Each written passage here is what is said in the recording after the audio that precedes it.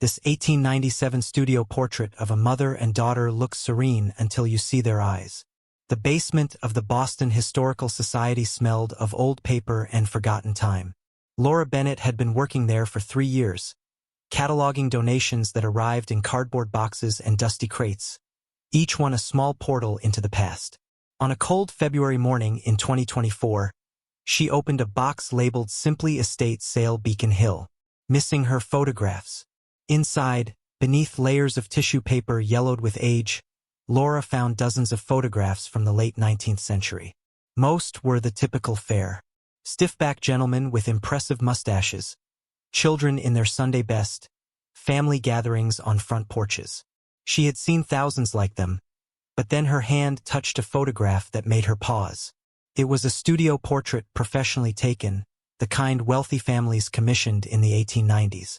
The photographer's mark in the corner read Whitmore and Son Studio, Boston, 1897. 2 figures occupied the frame. A woman in her early 30s dressed in an elaborate dark dress with a high collar and ornate buttons, and a girl of perhaps 7 or 8 wearing a white lace dress with ribbons in her carefully curled hair. They sat in a velvet chair, the daughter on her mother's lap, both posed in the classical Victorian style. Everything about the photograph spoke of prosperity and respectability. The studio backdrop showed painted columns and draped curtains. The subjects wore expensive clothing. Their posture was perfect, their hands carefully positioned. It was, in every technical sense, a beautiful portrait of a refined Boston family. But something was wrong. Laura brought the photograph closer to her face, tilting it toward the fluorescent light. The mother and daughter were smiling, or rather, their mouths were arranged into the semblance of smiles, the way photographers of that era demanded. Yet their eyes told a completely different story. The mother's eyes were wide, almost unnaturally so, with a fixed quality that suggested not serenity, but barely controlled panic. There was a tightness around them, a tension in the muscles of her face that contradicted the gentle curve of her lips. And the little girl, Laura felt a chill run down her spine. The little girl's eyes held a look of pure silent terror.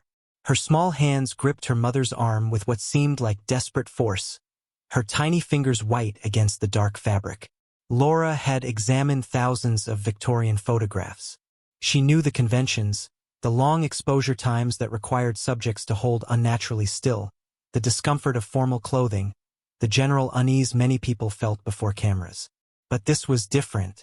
This was not the stiffness of Victorian formality. This was fear captured and preserved for more than a century. She turned the photograph over. On the back, in faded pencil, someone had written, "Elizabeth and Clara, March 1897. May God forgive us." Laura's heart quickened. She pulled out her phone and took several high-resolution photographs of the portrait, zooming in on the faces, the hands, every detail. Then she opened her laptop and began to search the Historical Society's digital archives for any mention of Elizabeth and Clara from 1897 Boston. The investigation had begun. Laura spent the rest of that day searching through the Historical Society's databases, but the names Elizabeth and Clara were frustratingly common in 1890s Boston. Without a last name, she had little to work with. She examined the photograph again under a magnifying glass, looking for any additional clues she might have missed.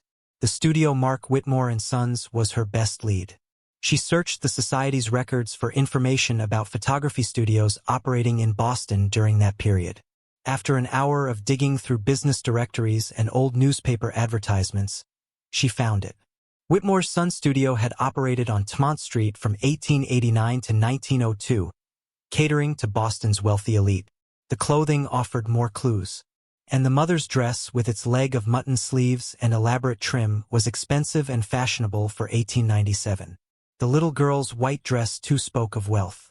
White clothing was impractical and required servants to maintain. These were not middle-class Bostonians. They were from the upper echelons of society, likely residents of Beacon Hill or the Back Bay. Laura leaned back in her chair, thinking if they were wealthy, there might be records.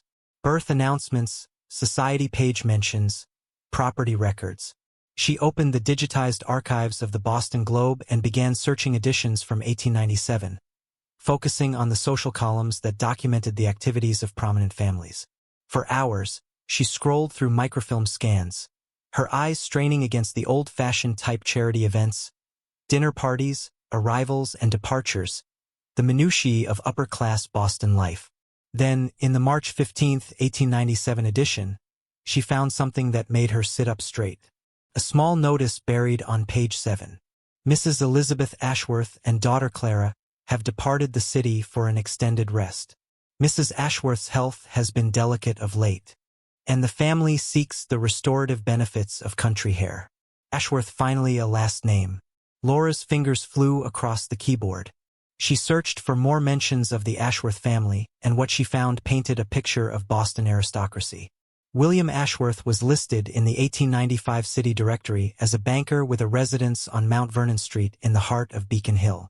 He served on the boards of multiple charitable organizations, was frequently mentioned in connection with the city's financial elite.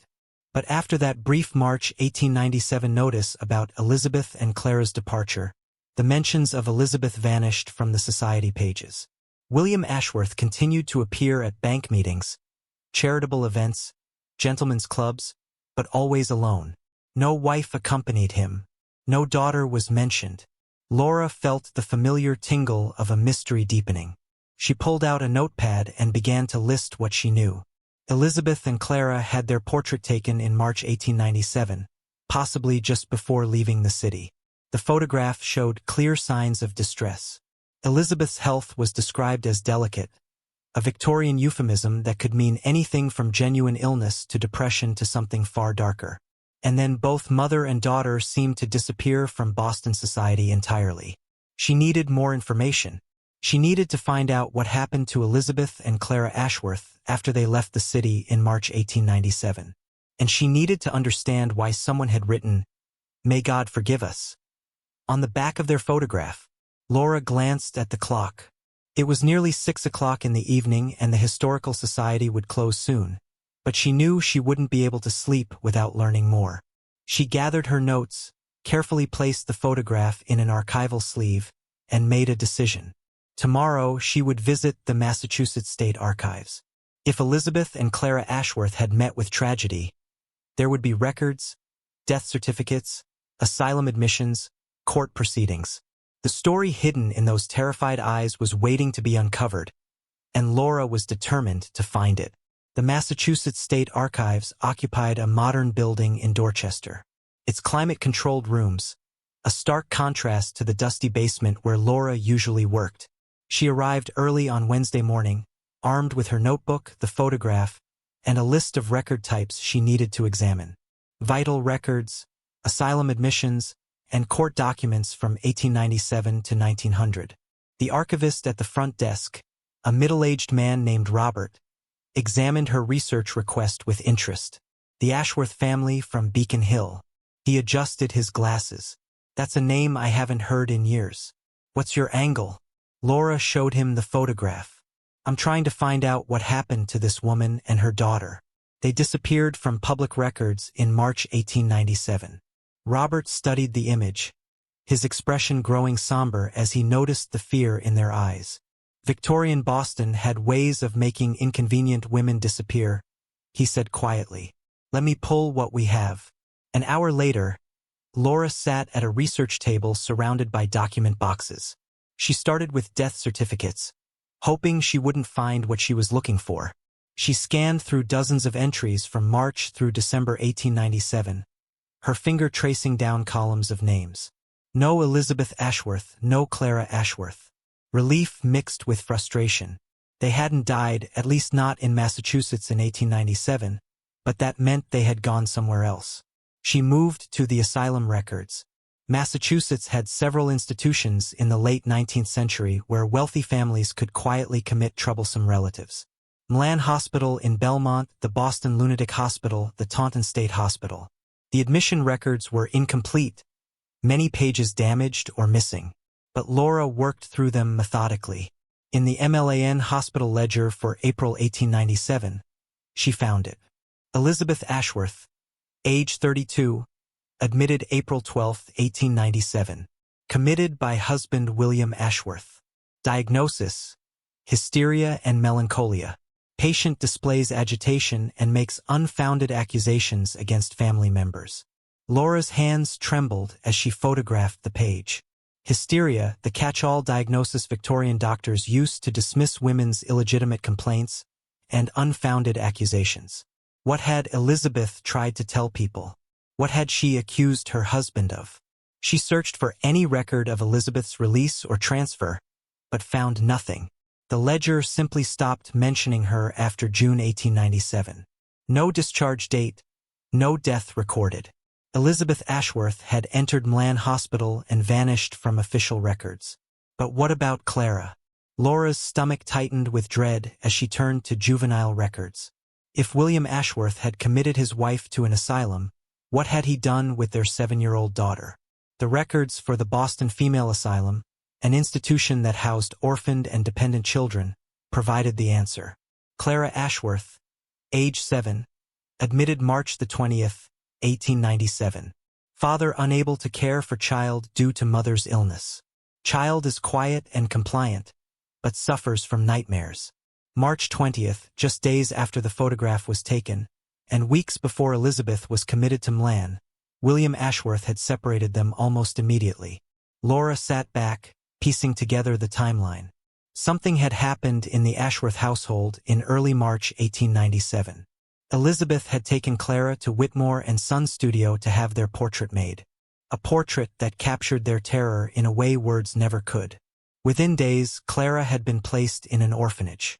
Within weeks, Elizabeth had been committed to an asylum for making unfounded accusations. The photograph there hadn't been a typical family portrait. It had been evidence.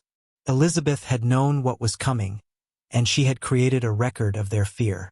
A silent testimony preserved in silver and paper. Laura needed to find out what happened next. She needed court records, property transfers, anything that would tell her how William Ashworth had managed to erase his wife and daughter from his life so completely. And she needed to find out if Clara had survived, if she'd ever been reunited with her mother, if anyone had ever believed them. Laura spent the next 2 days buried in property records and legal documents at the Suffolk County Registry of Deeds. The trail of William Ashworth's financial dealings painted a picture of a man who valued control above all else.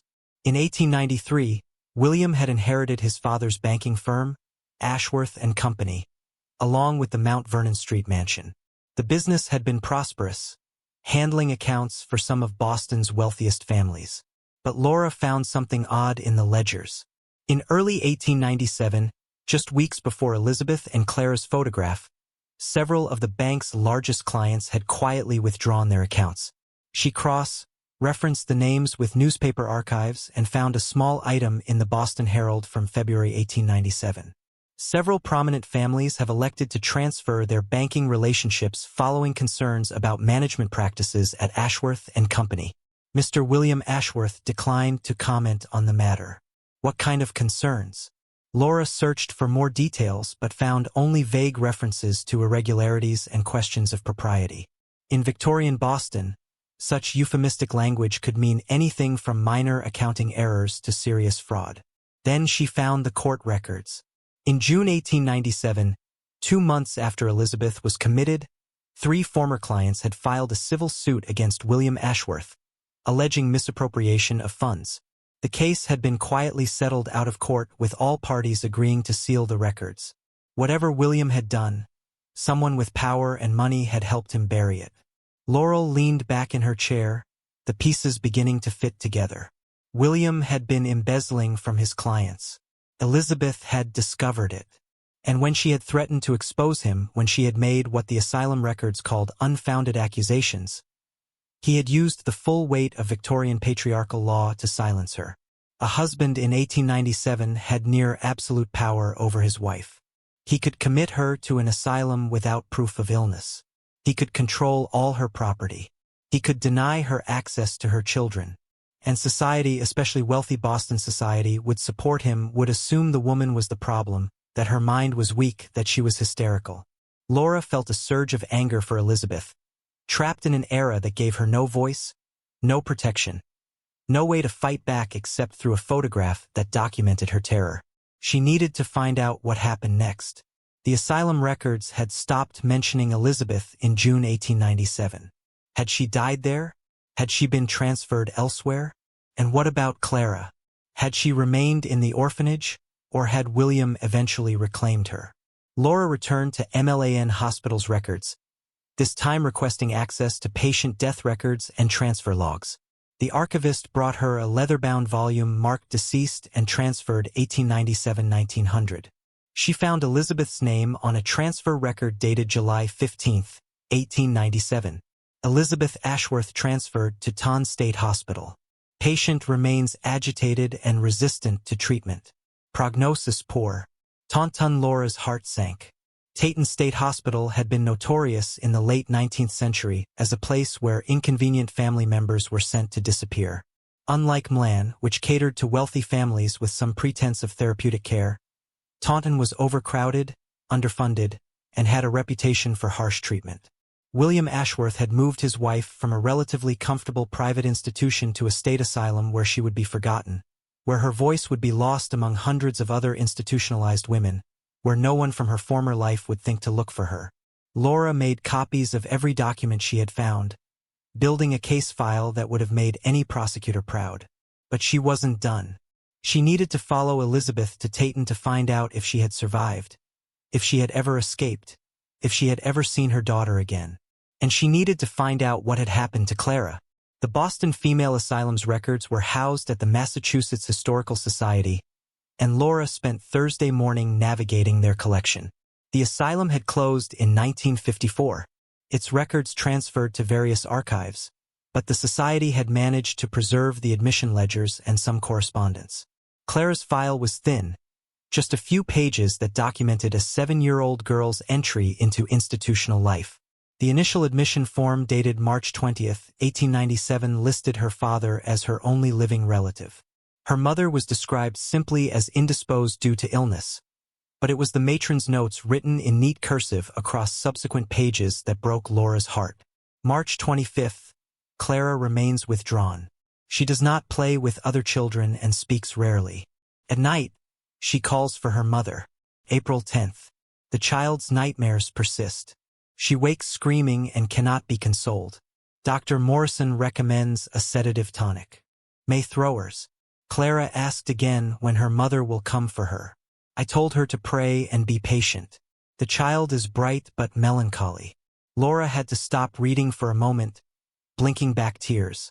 7 years old, separated from her mother, trapped in an institution, not understanding why she had been abandoned, and Elizabeth, locked away in an asylum, powerless to reach her daughter, perhaps not even knowing where Clara had been taken.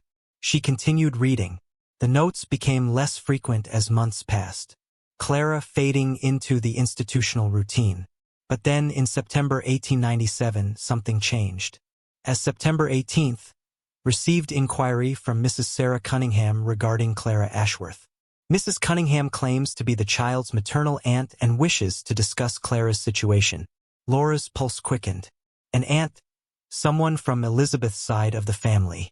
She searched the records for more information about Sarah Cunningham and found a series of letters carefully preserved in the file. The first letter, dated September 15, 1897, was written in elegant script to the Doris of the Boston Female Asylum. I am writing to inquire about my niece, Clara Ashworth, who I understand has been placed in your institution. I have only recently learned of my sister Elizabeth's situation and my niece's placement. I wish to visit Clara and discuss arrangements for her care. I reside in Cambridge and am prepared to provide a suitable home. The response from the asylum was cautious. We must consult with the child's father, Mr. William Ashworth, before allowing visits or discussing placement changes. Then came Sarah Cunningham's reply dated September 30th. I have attempted to contact Mr. Ashworth multiple times without success. His secretary claims he is too occupied with business to address family matters. I must insist on my right to see my sister's child. Elizabeth would want me to ensure Clara's well-being. I'm fast. The correspondence continued for weeks. Sarah Cunningham becoming increasingly urgent in her demands. The asylum becoming increasingly evasive. Then in late October, a note from William Ashworth himself dictated to his secretary. Miss Sarah Cunningham is not to be granted access to my daughter. She is a spinster of unstable temperament who has filled my wife's head with unreasonable ideas. Any further interference from Miss Cunningham will be met with legal action. After that, the letter stopped. Sarah Cunningham vanished from Clara's file as completely as Elizabeth had vanished from public records. But Laura now had another name, another thread to follow. She searched Boston city directories for Sarah Cunningham and found an address in Cambridge, 47 Brattle Street. The notation listed her occupation as teacher, a woman with her own income, her own residence, independent enough to challenge William Ashworth, a woman who had tried to rescue her niece and had been threatened into silence. Laura needed to find out what had happened to Sarah Cunningham. Had she given up after William's threats? Or had she continued to fight for Clara in other ways? And most importantly, had she known about Elizabeth's commitment to Ton? Had she tried to help her sister as well? The investigation was expanding, revealing a web of silenced women, all connected by one powerful man who had used law and social convention to maintain his control. Laura decided she needed help. This investigation had grown beyond a simple historical puzzle. It was becoming a story of systemic injustice that deserved proper documentation. She contacted her colleague, Dr. Marcus Green, a historian who specialized in Victorian-era social institutions and gender studies. They met at a coffee shop near Harvard Square, and Laura spread out copies of all the documents she had gathered.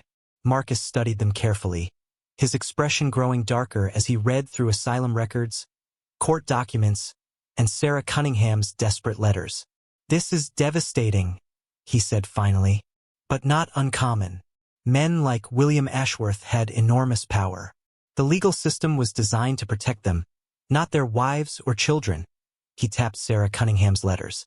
This aunt, though she was brave, challenging a man of Ashworth's standing could have destroyed her professionally. Schools didn't keep teachers who caused scandals.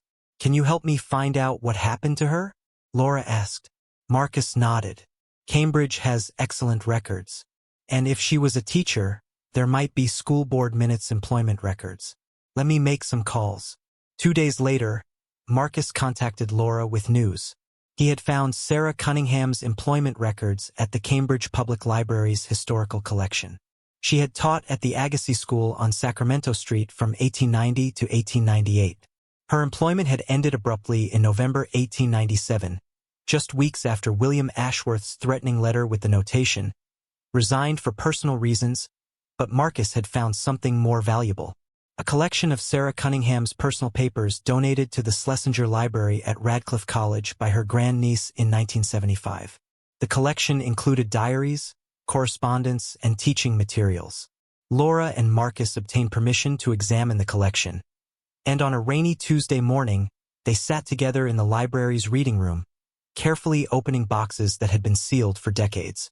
Sarah Cunningham's diary entries from 1897 were a revelation. Written in tiny, precise handwriting, they documented a woman's desperate attempt to save her sister and niece from a man she described as a tyrant who wears respectability like a mask. August 15, 1897. "I have finally learned where Elizabeth is. Milan Hospital then transferred to Taunton. Taunton, a terrible place. I wrote to her immediately, but have received no reply. I fear her letters are being intercepted." September 2, 1897. "I went to see William. He would not admit me to the house. His secretary delivered a message. I'm not to interfere in family matters. Family matters. As if imprisoning one's wife in an asylum and abandoning one's child is a private concern." September 20, 1897. "I have retained a lawyer, Mr. Peton, who specializes in family law. He says the situation is difficult. William has complete legal authority over both Elizabeth and Clara. Unless we can prove he is unfit or that Elizabeth is being held unlawfully, the courts will not intervene. But how can we prove anything when all the power resides with him?" October 10, 1897. "I visited Clara today at the asylum. They finally permitted it after Mr. Peton sent them a formal letter. The child is thin and sad with dark circles under her eyes. She asked about her mother constantly. I wanted to take her home with me immediately, but the matron says William's permission is required. Clara gave me something. A small drawing she had made hidden in her pocket. It shows a house with bars on the windows. She whispered, "This is where Mama is." How does the child know? Has Elizabeth found a way to send her messages? Laura felt tears welling up. Clara had known. Somehow, despite the separation, despite all of William's efforts to isolate them, the 7-year-old child had known her mother was imprisoned. Marcus pointed to an entry from November 1897. Look at this. November 8, 1897. I have made a terrible decision. Mr. Peton says, our legal options are exhausted. The courts will not act. Society will not condemn a wealthy banker based on a woman's accusations. But I cannot abandon Elizabeth and Clara to this fate. Tomorrow I will travel to Taunton. I will see my sister and I will find a way to free her, even if it cost me everything. The diary entries ended there. The next pages had been torn out. Laura and Marcus spent hours searching through the rest of Sarah Cunningham's papers, looking for any indication of what had happened during her visit to Taunton State Hospital. They found scattered letters, teaching notes, personal correspondence, but nothing that explained the missing diary pages or what Sarah had discovered there. Then, at the bottom of the last box, Marcus found a slim envelope marked private, not to be opened until after my death. Inside was a letter dated December 1897, written in Sarah's handwriting, but unsigned, as if she had been too afraid to claim authorship even in her own papers. Laura read aloud, I went to Taunton on November 9, 1897. The building was a nightmare. Overcrowded wards, the smell of unwashed bodies, and despair, screaming echoing through corridors. I claimed to be Elizabeth's sister and demanded to see her. The superintendent tried to refuse me, but I threatened to write to every newspaper in Boston about the conditions I was witnessing. They brought her to me in a small visiting room. I barely recognized my sister. She had lost weight, her hair was roughly cut, and she wore a stained institutional dress. But her eyes, they were still sharp, still intelligent. She was not mad. She had never been mad. Elizabeth grabbed my hands and spoke quickly, as if she feared we would be interrupted. She told me everything. William had been stealing from his clients for years, falsifying records, creating fake investments. She had discovered it by accident in February 1897, finding documents he had hidden in his study. When she confronted him, he threatened her. When she said she would go to the authorities, he laughed and said no one would believe a woman over her own husband. He planned it carefully. First, he sent Clara to the orphanage, using Elizabeth's illness as justification. Then, he had 2 doctors, men who owed him money, signed commitment papers, declaring Elizabeth mentally unsound. Within days, she was at Milan. When she continued to insist on her sanity and demanded to see a lawyer, they transferred her to Taunton, where her voice would be lost among the truly ill. Elizabeth begged me to take Clara to get her daughter away from William. She said he was not just a thief, but also cruel, that his temper was violent, that Clara had witnessed things no child should see. That was why they looked so terrified in their photograph. They had gone to the studio the day after William had learned Elizabeth was asking questions about his business. The portrait was her insurance, her evidence that something was terribly wrong. Should anyone ever think to look? Before I could respond, the attendants came and took Elizabeth away. She called back to me, "Save Clara, the photograph. Make someone see." I left Taunton and determined to act. But when I returned home, I found William's lawyer waiting for me. He had papers, legal documents accusing me of defamation, threatening my employment, my reputation. If I continued to spread lies about Mr. Ashworth, I would face prosecution. The school board had already been contacted. My position was under review. I am trapped as surely as Elizabeth is. I have no money for a prolonged legal battle. I have no husband or father to give weight to my testimony. I'm simply a spinster school teacher making wild accusations against a respected banker. Society will destroy me before it ever questions him. The letter ended there. Laura set it down carefully, her hands shaking with rage and grief. She gave up, Marcus said quietly. She had no choice. But Clara, Laura said, What happened to Clara? They returned to the asylum records. Clara remained at the Boston Female Asylum until 1900 when she turned 10. Then her name disappeared from the ledgers with a simple notation: discharged to father's custody. William Ashworth had taken his daughter back after 3 years. Had he felt guilty? Had he needed to maintain appearances? Or had he simply required a child to manage his household after finally giving up any pretense of his wife's return? Laura searched Boston city directories and census record. In the 1900 census, William Ashworth was listed at the Mount Vernon Street address with one dependent, Clara Ashworth, age 10. No servants were mentioned, unusual for a household of that wealth. By the 1910 census, Clara was 20 years old and still living with her father. Her occupation was listed as nun. She had become her father's housekeeper, his captive in a different way than her mother had been. "We need to find out if Clara ever escaped," Laura said. "If she ever learned the truth about her mother, if anyone ever believed them." Marcus pulled up marriage records on his laptop. Clara Ashworth. Clara Ashworth. Here she married in 1912. James Whitfield, a clerk. They moved to Dorchester. Laura felt a surge of hope. Clara had gotten away from William. She had built her own life. But had she known what happened to her mother? Had anyone ever told her the truth?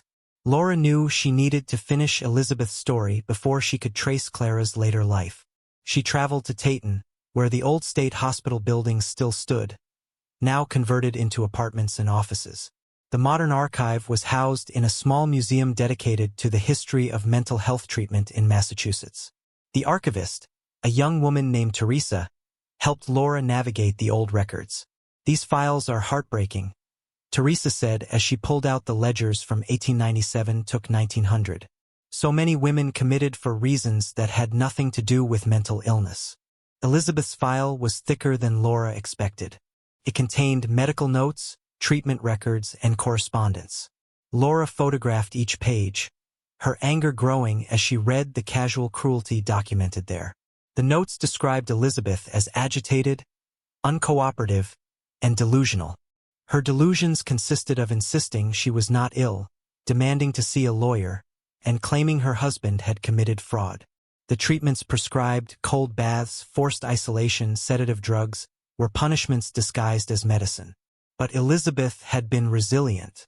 Month after month, the notes showed her maintaining her sanity despite everything. Patient continues to be articulate and organized in her thinking, though content remains delusional. In other words, Elizabeth spoke coherently and rationally, but the doctors refused to believe her. Then Laura found a note from January 1898 that made her heart sink. Patient has grown increasingly despondent. She no longer speaks of her previous accusations. She spends hours staring out the window. Dr. Hammond believes the reality of her situation has finally begun to break through her defensive delusions. Elizabeth had broken, not because she was mentally ill, but because the system had crushed her spirit. She had been imprisoned for nearly a year, separated from her daughter, prevented from defending herself, and drugged into submission. The file showed she lived at Taunton for 11 more years. 11 years of institutional life, of lost identity, of slow erasure. The notes became briefer over time, Elizabeth fading into just another aging female patient. Her story forgotten, her voice silenced. Laura found the death certificate dated March 3, 1909. Elizabeth had been 44 years old. The cause of death was listed as pneumonia, but Laura knew the real cause. She had been killed by a system that allowed husbands to imprison their wives and by a society that refused to question male authority. Elizabeth had died without ever seeing her daughter again. She had died without anyone believing her accusations against William. She had died without justice. But she had left that photograph, that single portrait of a terrified mother and daughter, their eyes documenting a truth that no one had been willing to see in 1897. And now, 127 years later, someone was finally looking. Laura wiped her eyes and turned to the question that had haunted her from the beginning. Had Clara known? Had anyone ever told her what really happened to her mother? She needed to find Clara's descendants. If Clara had children, grandchildren, They deserve to know the truth about their grandmother and great-grandmother. They deserve to know that Elizabeth and Clara had been victims not of illness, but of one man's determination to silence them. Back in Boston, Laura threw herself into tracing Clara's later life. The woman who had married James Whitfield in 1912 had lived in Dorchester until 1918, according to city directories. Then the trail went cold. No property records, no further directory listings, no obvious children's birth records. Marcus suggested they search newspaper archives for any mention of Clara Whitfield or Clara Ashworth. After hours of scanning microfilm, they found a small obituary in the Boston Globe from January 1952. Clara Whitfield, 62, died at her home in Quincy on January 14th. She is survived by her husband, James Whitfield, and daughter Margaret. Mrs. Whitfield was known for her volunteer work with the Massachusetts Society for the Prevention of Cruelty to Children. Private services were held. Laura read the obituary 3 times, her mind racing. Clara had dedicated her life to protecting children. Had that choice been influenced by her own childhood trauma? By being separated from her mother and institutionalized? The mention of a daughter, Margaret, gave Laura a new lead. If Margaret was still alive, she would be in her 70s or 80s. There might still be time to connect her with the truth about her grandmother's fate. Marcus searched genealogy databases while Laura contacted the Massachusetts Society for the Prevention of Cruelty to Children, hoping they might have records of Clara's volunteer work. The organization had merged with other child welfare agencies decades ago, but they referred her to the Boston Children's Services archive there in a box of volunteer records from the 1930s and 40s. Laura found Clara's file. It contained letters she had written advocating for individual children, reports on home visits, and testimony she had given in court cases involving child neglect and abuse. One letter dated 1935 stood out. Clara had written to a judge on behalf of a young girl whose father wanted to commit her to an institution. Your Honor, I know from personal experience how easily a child can be separated from a loving parent and labeled as troublesome or difficult when the real problem lies with those in power. I beg you to investigate this case thoroughly and listen to the child's voice, not simply accept the father's account.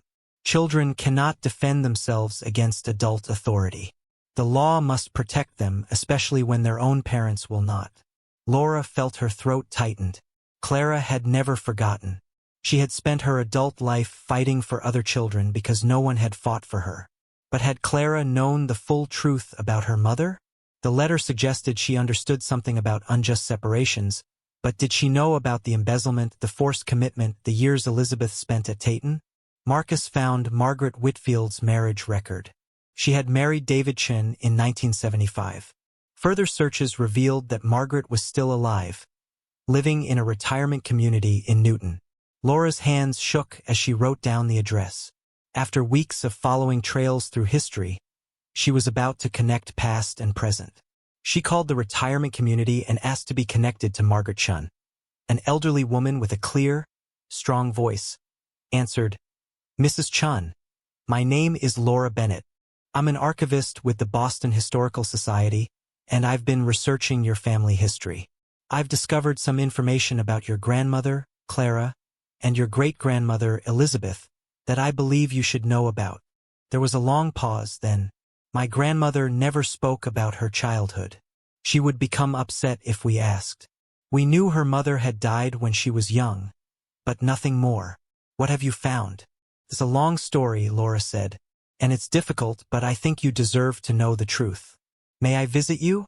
"Yes," Margaret said immediately. "Please come tomorrow." Laura arrived at the Newton retirement community on a bright Saturday morning, carrying a folder with copies of all the documents she had gathered: the photograph, asylum records, Sarah Cunningham's letters, Elizabeth's death certificate, and Clara's advocacy work. Margaret Chun met her in a sunny visiting room. She was 83 years old with sharp eyes and her grandmother's straight posture. 2 other people sat with her, her son Daniel and her granddaughter Emma, both of whom had driven in from out of state when Margaret told them about Laura's call. Laura spread the documents on the table and began with the photograph. She watched as 3 generations of Clara's descendants looked at the terrified faces of their ancestors for the first time. "My God," Margaret whispered. She was so young and so afraid. Laura told them everything. She explained about William Ashworth's embezzlement, Elizabeth's discovery of his crimes, the systematic way he had silenced his wife and separated her from her daughter. She showed them the asylum records, Sarah Cunningham's desperate attempts to help, and Elizabeth's 11 years of imprisonment at Taunton. Clara was 7 when this photograph was taken. Laura said she spent 3 years in an orphanage, knowing her mother was locked away somewhere, but powerless to reach her. When her father finally took her back, she became his housekeeper, trapped in his house until she was old enough to marry and escape. Margaret was crying quietly. She never told us. She never said a word. She carried it alone, Daniel said, looking at the photograph. All that trauma, and she had no one to talk to about it. Emma, who was in her 30s, spoke up, but she did do something. Look at this volunteer work. She spent her whole adult life protecting children. She made sure other kids didn't suffer what she suffered. Laura nodded. Your grandmother was incredibly brave, and so was your great-grandmother. Elizabeth knew she was going to be silenced, so she created evidence. This photograph, she made sure their fear was documented. She was hoping that someday someone would look at it and understand. And you did, Margaret said, reaching across the table to squeeze Laura's hand. 127 years later, but someone finally looked. Someone finally saw. They talked for hours. Laura answered their questions, showed them every document, helped them understand the legal and social context that had allowed William Ashworth to destroy his family without consequences. She explained how common this pattern had been, how many women had been institutionalized by husbands who wanted to silence them, how many children had been separated from mothers who loved them. Before Laura left, Emma asked a question that had been forming in her mind throughout the conversation. What happened to William Ashworth? Did he ever face justice? Laura had researched this too. He died in 1915, a wealthy man, respected in his community. His obituary called him a pillar of Boston society and made no mention of his wife or daughter. He was buried in Mount Auburn Cemetery with a large monument. That's not right, Daniel said quietly. No, Laura agreed. It's not. But we can change the narrative now. I'd like to write Elizabeth and Clara's story with your permission. I want to document what really happened so that history remembers them as survivors, not as forgotten victims. Margaret nodded emphatically. Yes, please tell their story. My grandmother deserves to be remembered for her courage, and my great-grandmother deserves to be vindicated. Over the following months, Laura worked with the Chin family to create a comprehensive historical account. She published an article in the Journal of Women's History documenting the Ashworth case and its context within Victorian-era domestic abuse and institutional control. The Boston Historical Society mounted an exhibition featuring Elizabeth and Clara's photograph alongside their story. The photograph that had once documented terror and injustice became a symbol of resilience and truth. Visitors stood before it seeing not just the fear in their eyes, but also their determination to survive, to document, to leave a trace of truth for future generations to find. Margaret Chen attended the exhibition opening with her children and grandchildren. She stood for a long time in front of the portrait of her grandmother as a frightened 7-year-old child. We see you now, she whispered. Both of you, we see you and we remember and we honor your courage. The photograph had waited 127 years for someone to truly look at it, to zoom in on those terrified eyes and ask the questions that should have been asked in 1897. Laura had given Elizabeth and Clara what they had been denied in life: a voice, a witness, and justice in the form of historical truth. As visitors filed past the exhibition, reading the story of a mother and daughter who had tried to document their truth through a single photograph, Laura thought about how many other old portraits might hide similar stories. How many other women had left silent evidence of their suffering, waiting for someone to finally see. She made a promise to herself. She would keep looking. She would keep asking questions. She would keep zooming in on the details others overlooked. Because history belonged not just to the powerful men who left behind grand monuments and flattering obituaries, but also to the silenced women and children whose fear and courage deserve to be remembered. The photograph of Elizabeth and Clara taken in March 1897 had finally fulfilled its purpose. It had been seen. It had been believed. And the truth it contained would never be forgotten.